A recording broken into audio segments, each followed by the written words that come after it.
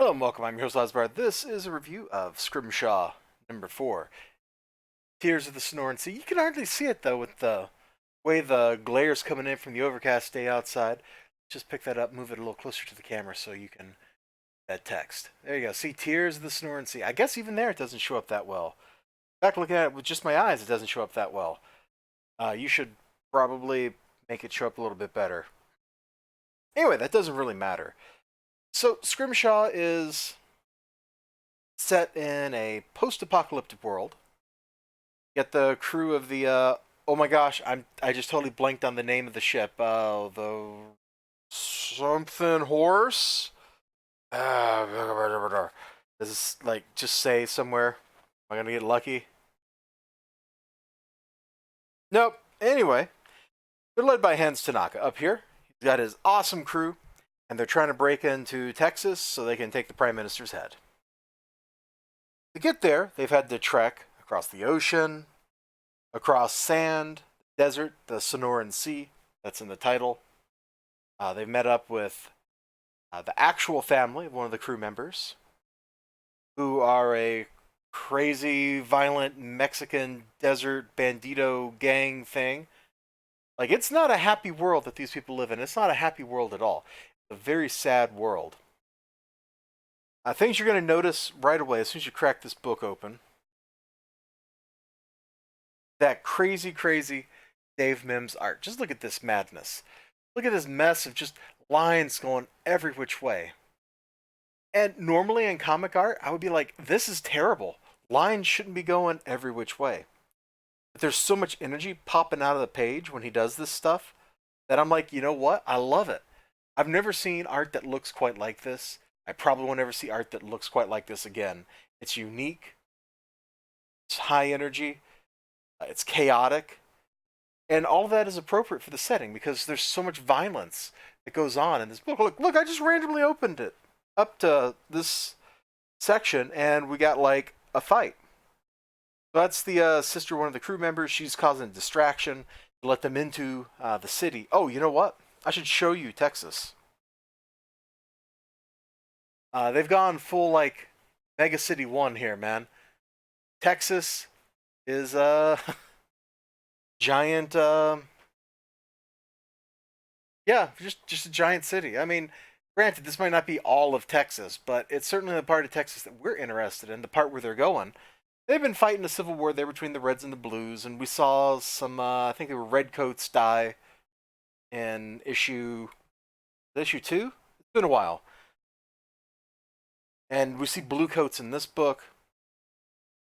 Hans Tanaka and friends are there. Take the head of the Prime Minister. The family drama is absolutely real.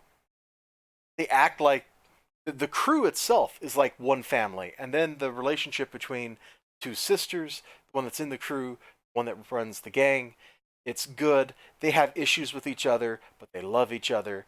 They're going to do anything for each other, and that's how the whole plot goes down. So they get in, they do their dirty work, and then stuff happens. People get shot, violence occurs, somebody loses his head. Like, come on. It's just awesome fun. And I'm in the unenviable position of trying to review this book without showing you more of this than I want. Because it's so good. I think I just want you to go read this book yourself. I don't want you to sit here and, oh yeah, now the sun's coming out, putting that weird shadow across my book. Thanks. Thanks, sunlight. Thanks, you're a real champ. So I gotta convince you that this is worth reading without showing you more of the book. I don't know that I can do that. I don't know that I am that eloquent. Like, if you gave me a choice out of all the comic books I've read, and I guess this is really like getting into reads of the week territory, all the books I've like read in the past week or so, you know, White Knight. I got oodles. I got stacks of books over here. I got stacks that I've read. I have read a lot of comics, and if you were to be like Elizibar, pick like one book out of all this that you wish people were reading that you don't think they are reading? See this one. This is the one book. If you're not already reading it, this is the one book I want you to go read. This is the one book that I'm like, you should check this out. If the art style doesn't do it for you, like, I was a little skeptical of the art at first, back in the original Scrimshaw miniseries. Once you see the art in action, it works. Here's some of the sisters talking to each other stuff. And this is a really tricky shot because it's a reflection in the glass. So they're looking out the window and we're actually looking at their reflection. That is a pretty cool bit, isn't it?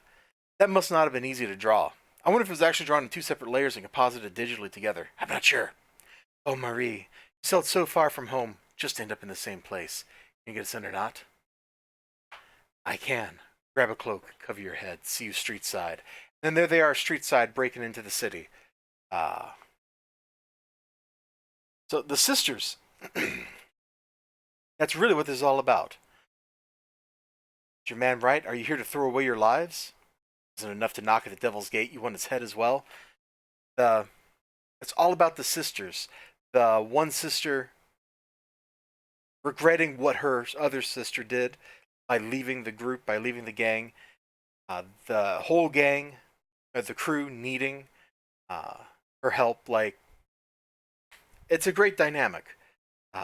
It's very reminiscent, and I think I say this like in every review. It's very reminiscent of some classic X-Men stuff. Like, you go back to Claremont era stuff.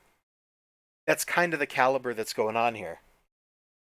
And just like Jim Lee back in the on X-Men, he had that wonderful art style that everybody was trying to mimic because X-Men was, the number one comic. The art style here, it's unique, just like Jim Lee's art style was. It's completely different. I'm not comparing Dave Mims's art, obviously, to Jim Lee's art because they're completely different style. Jim Lee goes for that super, super realistic stuff. This is like impressionistic almost. It conveys a sense of action, drama, suspense, power, motion, energy, but it's not at all realistic. I mean, come on. Look at his proportions. That ain't realistic, realistic-ish at all. Yeah, if I could get you to buy one book this week, and keep in mind, this is the week where Harleen #1 came out. Keep in mind, this is where White Knight #3 came out. Keep in mind, I got Neon Trash Storm Warning and read it this week. Keep all that in mind. Keep in mind how much I like all those books that I just mentioned. How good I say they are. If I had to just get you to sit down with one book, it would be this. Because you would probably never pick this up otherwise. And you really should. It's fantastic stuff. If you like X-Men, if you like post-apocalyptica, if you like action, this is a no-brainer. Go read it. I'll see you all next time. You have a great day. Remember to like, comment, subscribe, all that good stuff. Until then, bye-bye.